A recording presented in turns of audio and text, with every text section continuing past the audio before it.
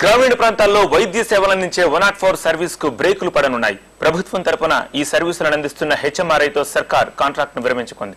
September 1వ తేదీ నుంచి హెచ్ఎంఆర్ఐతో సంబంధాలు పూర్తిగా తెగిపోతాయి. వైద్య సేవలు అందించేందుకు మరో సంస్థ కోసం వెతుకుతున్న ప్రభుత్వం ప్రస్తుతం ఆ బాధ్యతల్ని జిల్లా కలెక్టర్లకు అప్పగించనుంది. రాష్ట్రంలో 108 సేవల తర్వాత మరో ఆపద్బాంధువు 104 సర్వీస్. ఎమర్జెన్సీ సమయంలో 108 ఆపద్బాంధువుల ఆదుకుంటే గ్రామీణ ప్రాంతాల్లో వైద్య ఆరోగ్య సేవల్ని మెరుగుపరిచేందుకు 104 సేవలు ఉపయోగపడ్డాయి. వైద్య సేవల్ని అందిస్తూ ఉచితంగా మందులు పంపిణీ చేయడం ఈ సర్వీస్ బాధ్యత. ఇక ఈ సేవలకు ప్రభుత్వం సెలవు చెప్పేసింది.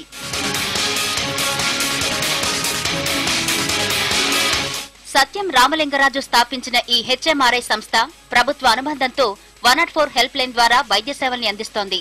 అయితే ఉద్యోగులు సరిగా పనిచేయడం లేదని, నిధులు దుర్వినియోగం అవుతున్నాయని కొద్ది రోజుల నుంచి ఆరోపణలు ఊపందుకున్నాయి. సంస్థలో జరుగుతున్న అక్రమాలపై ఉద్యోగులు కూడా నిరసన తెలిపారు.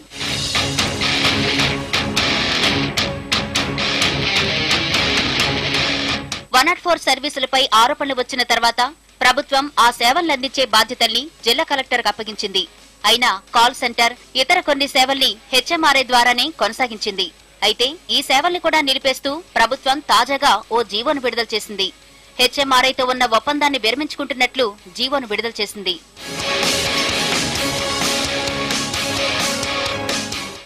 రాబోయే 2-3 నెలల్లో 108, 104 చక్కగా పనిచేసే విధంగా ప్రభుత్వం చర్యలు తీసుకుంటుంది. 108 కాంట్రాక్ట్ల 104 108, 104కి ఒక కమిటీ వేశారు ముఖ్యమంత్రి గారు. ఎవరెవరిని? హెల్త్ సెక్రటరీ, తర్వాత డాక్టర్ మహాపాత్ర, వీళ్ళందరినీ సజెషన్స్ ఇవ్వమని. ప్రభుత్వ తాజా ఉత్తర్వుల ప్రకారం హెచ్ఎంఆర్ఐతో పూర్తిగా సంబంధాలు తెగిపోతాయి.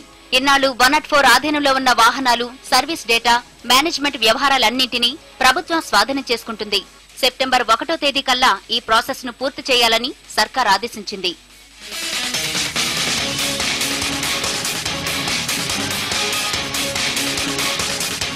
ఇదే సమయంలో పేదలకు మందులను పంపిణీ చేసేందుకు మరో ప్రైవేట్ భాగస్వామి కోసం ప్రభుత్వం ప్రయత్నిస్తోంది. వచ్చే కొత్త సంస్థ గ్రామీణ ప్రాంతాల్లో మరింత మెరుగ్గా వైద్య సేవల్ని అందించేలా ఉండాలని భావిస్తోంది. ఇందుకు సిద్ధంగా ఉన్న వారిని ఆహ్వానిస్తోంది.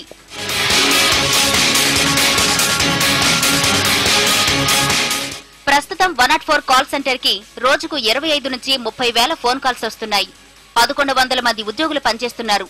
అయితే ప్రభుత్వం తీసుకున్న తాజా నిర్ణయాన్ని స్వాగతిస్తున్న 104 కాంట్రాక్టు ఉద్యోగుల సంఘం వచ్చే కొత్త సంస్థలో కూడా తమనే ఉద్యోగులుగా నియమించాలని కోరుతున్నారు. ఇదివరకే ప్రభుత్వం ఈ హామీ ఇచ్చిందని చెప్తున్నారు.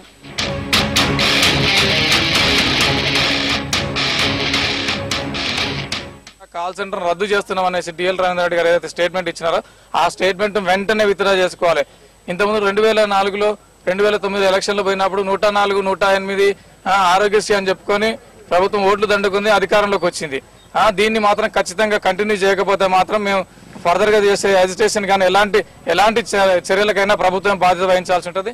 అయితే తొలినాళ్ల నుంచి 104 సర్వీసులో జరుగుతున్న అవకతవకల్ని ప్రభుత్వం పట్టించుకోకపోవడం, ఇటు హెచ్ఎంఆర్ఐ యాజమాన్యం జీతాలు సరిగ్గా ఇవ్వకపోవడంతో దాదాపు 100 మంది ఉద్యోగులు రాజీనామా చేశారు.